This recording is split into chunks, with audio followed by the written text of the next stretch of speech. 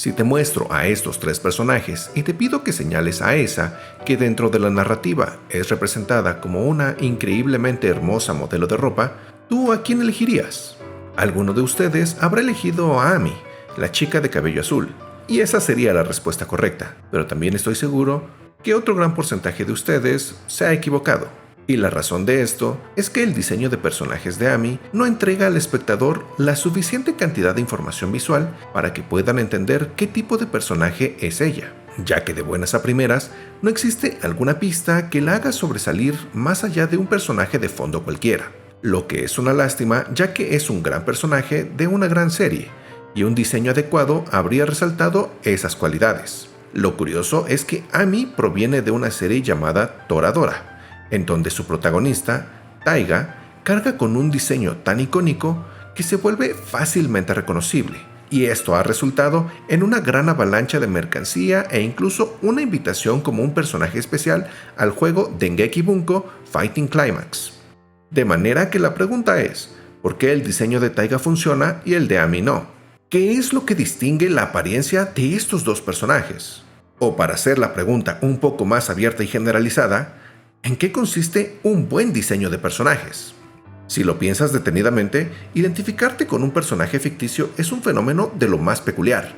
Después de todo, este personaje no es sino un conjunto de conceptos a veces abstractos, como personalidad, creencias y motivaciones. Todo perfectamente bien empaquetado dentro de un componente visual que nuestro cerebro interpreta como una apariencia física.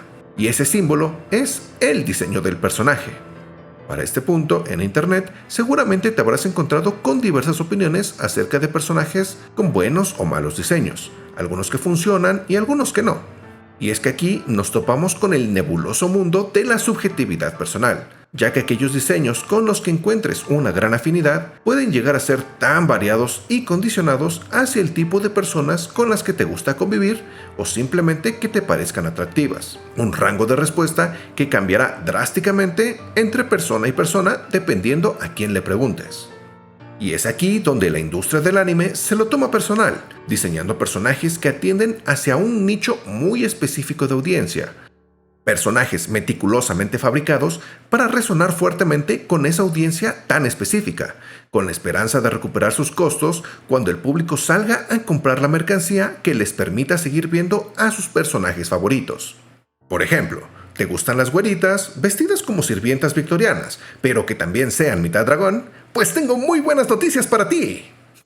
Bueno, seguramente no puede ser tan subjetivo. Seguramente deben existir principios unificadores que nos permitan delimitar un espacio de movimiento para amarrar todos estos conceptos dentro de un personaje, ya que el gran secreto del diseño de personajes lo encontraremos dentro de la palabra diseño, ya que el diseño siempre funciona como una solución a un problema, como una respuesta para una pregunta. Y para encontrar una buena respuesta, tenemos que hacer una buena pregunta. En términos generales, la pregunta del diseño de personajes es: ¿cómo puedo presentar a un personaje ficticio y hacerlo pasar como una persona real? Pues para responder a esta incógnita, viajemos un momento al maravilloso y sexy mundo de la semiótica. La semiótica es, y aquí estoy súper simplificando, el estudio de los símbolos y cómo a través de sus conjuntos podemos crear significados. Por ejemplo, si combinamos una almohada, un colchón, una colcha y un somier, llegaremos al concepto de una cama. Estos elementos de forma individual cargan muy poco significado, pero una vez combinados, estos elementos cargan el contexto cultural y social de una cama y todas las cosas que se asocian con ella. Y de esta misma manera es como funciona el diseño de personajes, ya que comenzamos por encontrar todos los diferentes aspectos visuales que corresponden al personaje, para después combinarlos y generar un significado.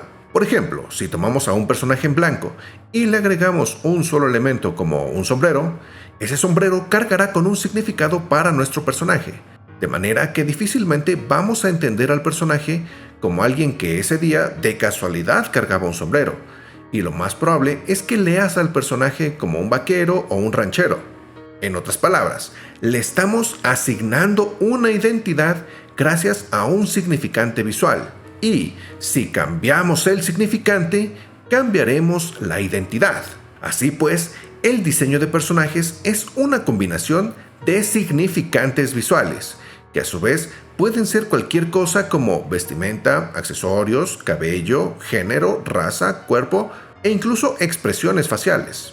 Y mientras más específicos sean los significantes, mucha más información podremos inferir del personaje. Y ya con esto en mente, acompáñenme a diseccionar a uno de los diseños de personajes más icónicos de la cultura japonesa. Y me refiero a Jotaro Kujo de la serie Stardust Crusaders. Lo primero que salta a la vista son las proporciones de Jotaro, que nos indican a una persona bastante alta, midiendo alrededor de 9 cabezas, algo que supera fácilmente el canon establecido de 7 cabezas.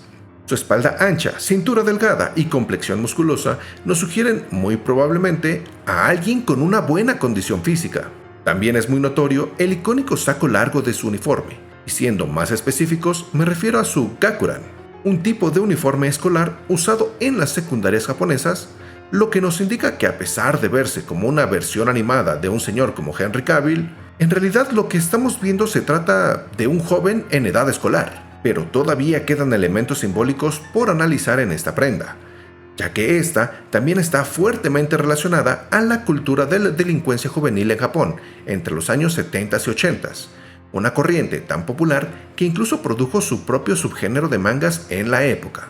Y Jotaro, portando su uniforme de esta manera, con el frente completamente abierto, mostrando una playera rosa sin ninguna consideración por el uniforme, nos habla de su identidad como un delincuente, además de ir más allá y personalizar su saco a tal punto de colocar una enorme cadena dorada, que no es sino el reflejo de su naturaleza rebelde y en conflicto con la autoridad.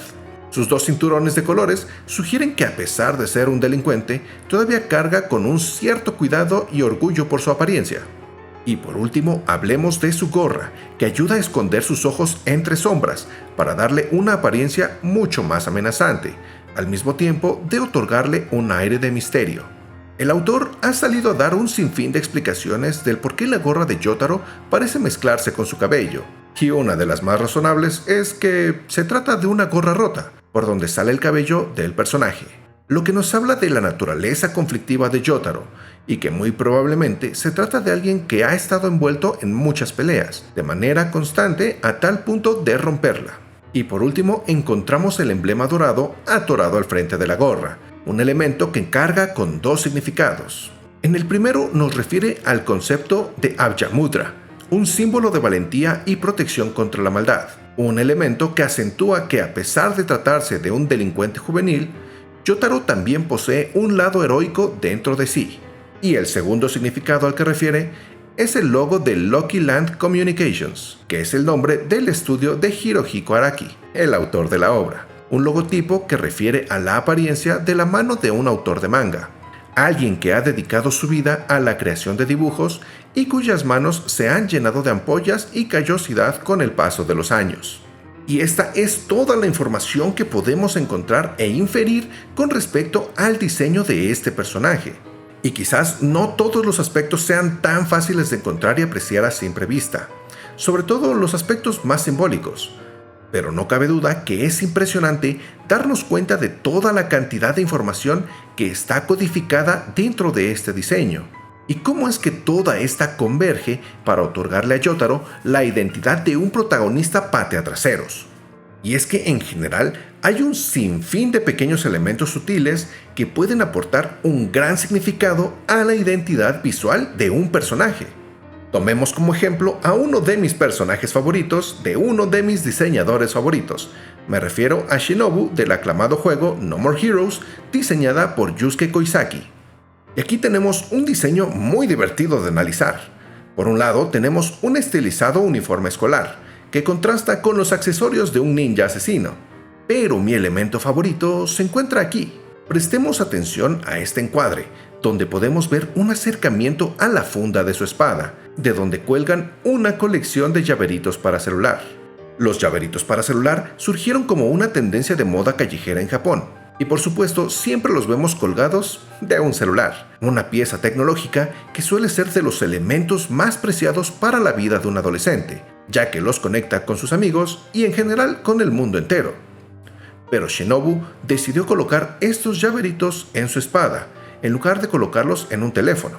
Y esto nos entrega una gran metáfora visual que contrasta su inocencia de adolescente contra el peligro que representa como asesina a sueldo. Y esta dualidad nos conecta directamente con la esencia del personaje, y es simplemente fantástico ver que todo esto está sutilmente representado desde su diseño. Y es a partir de estos dos ejemplos que podemos empezar a distinguir una especie de código visual que funciona dentro de lo que se considera un buen diseño de personajes. No obstante, también es importante hablar del lenguaje visual que se utiliza para transmitir esta información al espectador.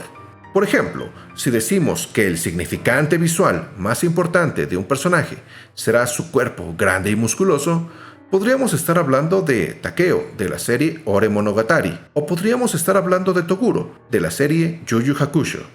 Ambos personajes se encuentran definidos por sus grandes músculos, pero lo que distingue a uno del otro es el lenguaje visual que utilizamos para su representación.